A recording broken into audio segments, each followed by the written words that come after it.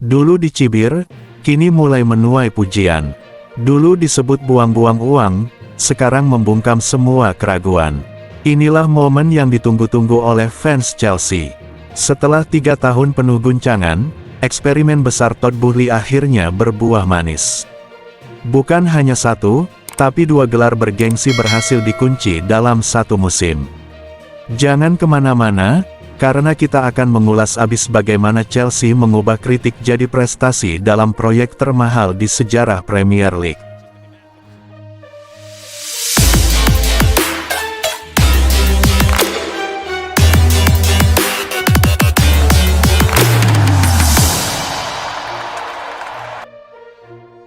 Sejak resmi menjadi pemilik mayoritas Chelsea pada tanggal 30 Mei tahun 2022, nama Todd Boehly langsung menggema di jagat sepak bola Eropa.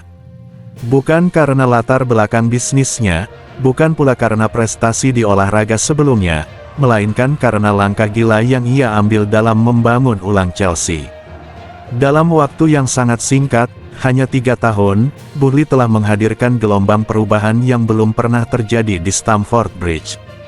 Ia mendatangkan 49 pemain baru dan mengucurkan dana senilai 1,7 miliar euro, atau sekitar 32,8 triliun rupiah. Sebuah angka yang nyaris tak masuk akal bahkan di standar klub elit Eropa sekalipun.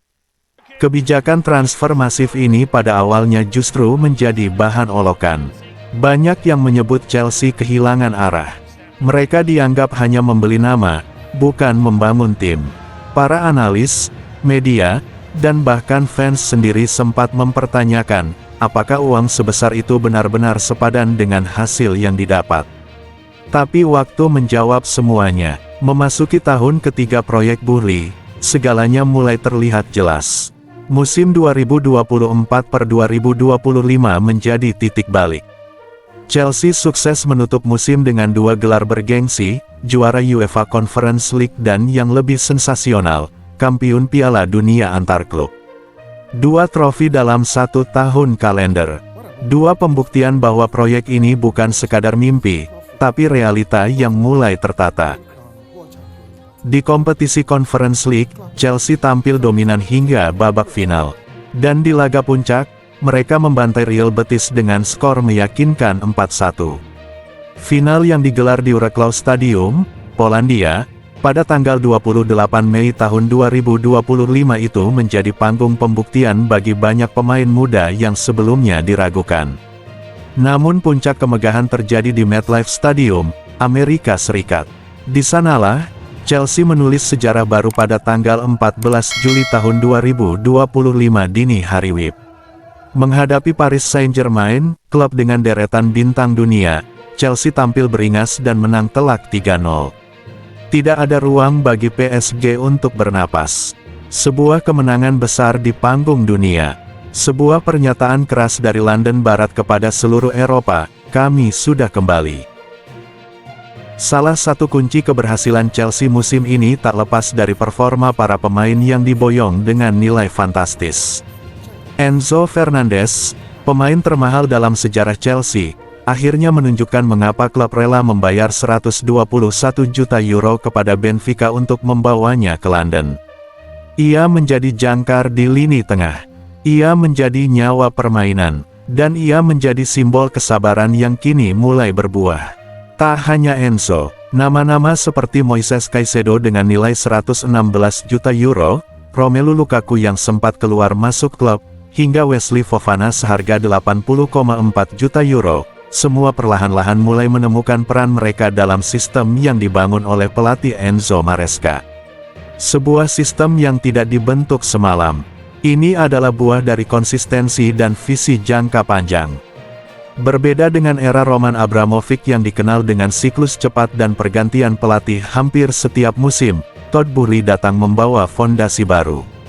Ia membangun bukan hanya tim utama, tapi juga memperkuat akademi, struktur klub, dan menjalin jaringan global. Ia tidak hanya membeli pemain, tapi membangun masa depan. Kini, ketika trofi sudah kembali menghiasi lemari Stamford Bridge, dan ketika skuad muda dengan kontrak jangka panjang sudah mulai solid, Chelsea memiliki sesuatu yang lebih dari sekadar kemenangan. Mereka punya kepercayaan diri, mereka punya arah, dan yang paling penting, mereka punya keyakinan bahwa era baru ini bisa menjadi era kejayaan yang berkelanjutan. 32,8 triliun rupiah memang bukan angka kecil.